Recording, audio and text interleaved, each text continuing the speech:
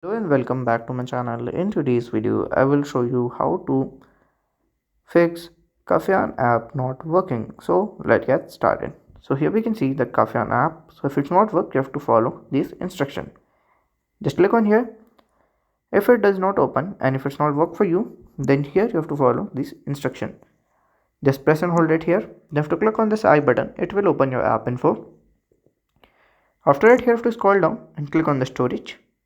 Then here you have to click on the clear data option. Just click on delete and open it again, and if it's work then fine. If it's not work for you, then you have to check for the update. So to update, you can use your Google Play Store. If you are iOS user, you can open your Apple Store also. Just open it here.